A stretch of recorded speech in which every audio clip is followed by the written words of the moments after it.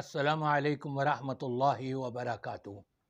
ان الحمد للہ والصلاة والسلام علی رسول اللہ وعلی آلہ وصحبہ وسلم تسلیما کثیرا کثیرا۔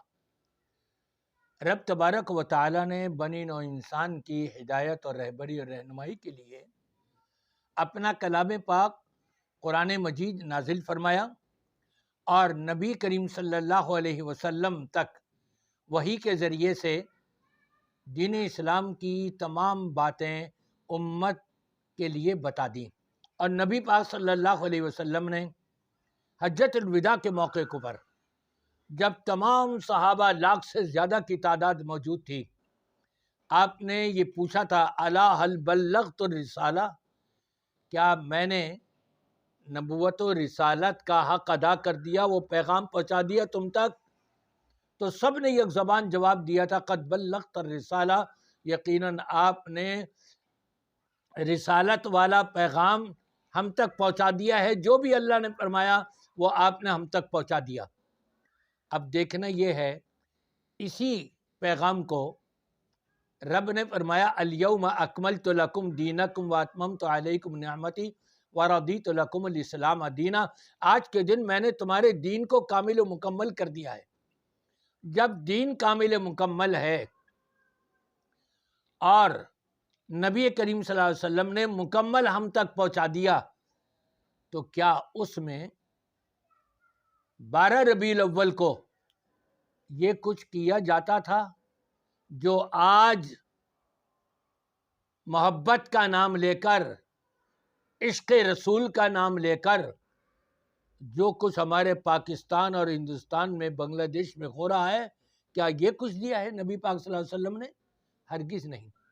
رب تو فرماتا ہے ما آتاکم الرسول فخذوہ، رسول تمہیں جو دے دیں وہ لے لو، وما نہاکم عنہ فانتہوا، جس سے روک دیں اس سے رک جاؤ۔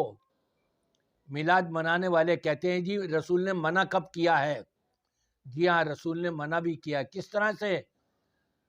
آپ نے فرمایا کہ جو شخص من احدث فی امرنا ھذا ما لیس منہ فہو رد، ہم نے جو شریعت، ہم نے جو دین پیش کیا ہے، اسلامی امور جو ہم نے پیش کیے ہیں، اگر کوئی شخص ایسی بات لے کر کے آ رہا ہے جو اس میں موجود نہیں ہے، نہ تو دیے جانے میں موجود ہے نہ اور کسی طرح، تو نبی نے منع کر دیا، وہ تو مردود ہے، اس کو مت لینا۔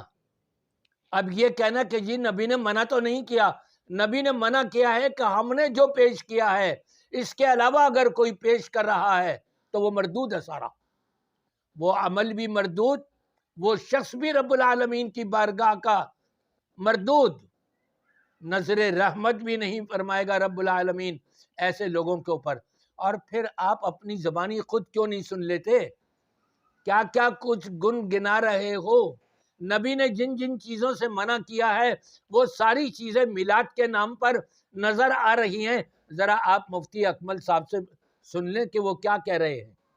نکلیے ذرا روڈوں کے اوپر، جا کر دیکھیں ذرا کیا ہو رہا ہے۔ میلے ٹھیلے لگ گئے ہیں، ڈھول ڈھمکے پہ لڑکے ڈانس کر رہے ہیں، مسجدوں کے چھجوں پہ ڈانس ہو رہا ہے، لڑکیوں کو حور بنا کے بٹھایا ہوا ہے، چپس تقسیم ہو رہے ہیں، ہزاروں کی تعداد میں لوگ جھپٹ رہے ہیں، جمعہ قضا ہو رہا ہے، نمازیں قضا ہو رہی ہیں، کوئی پرواہ نہیں ہے۔ اور جی کیوں آئے؟ 12ویں منانے کے لیے آئے، لائٹنگ کر کے، تغرے بنا کر، نقوش بنا کر، اونٹ کھڑے کر کے، پہاڑ بنا کر میلہ بنا دیا ہے۔ عورتیں مرد نکل کر تفریح کے لیے باہر نکل رہے ہیں، جسم سے جسم مس ہو رہا ہے مرد عورت کا، لیکن ثواب کی نیت سے نکلے ہوئے ہیں۔ صاحب بھئی ہم تو دیکھنے جا رہے ہیں کہ 12ویں کی لائٹنگ کیسے۔ اس قسم کے لیڈروں کی حماقت کہوں یا اس کو حکمت کہوں؟ ان کے نزدیک حکمت ہی ہوگا، میں تو حماقت کہوں گا۔ فلاں مزار پہ چلے جاؤ، چادر چڑھا دو، تمہارا کام ہو جائے گا۔ ایک گھر میں نماز نہیں پڑھی جا رہی، قرآن پاک ترجمہ تفسیر سے نہیں ہو رہا، اس کتاب میں اس گھر میں حدیث کی کوئی کتاب نہیں ہے، سیرت کی کوئی کتاب نہیں پڑھی جاتی، لیکن 11ویں ہو رہی ہے، 12ویں اہتمام سے ہو رہی ہے۔ دیکھا آپ نے، سنا؟ آپ کے اپنے گھر کی بات ہے، آپ کے اپنے مفتی، اپنے مولوی کہہ رہے ہیں یہ کھیل تماشے نہیں ہونے چاہیے، یہ سب ختم کرو، یہ دین نہیں ہے، یہ اسلام نہیں ہے، یہ نبی نے نہیں دیا،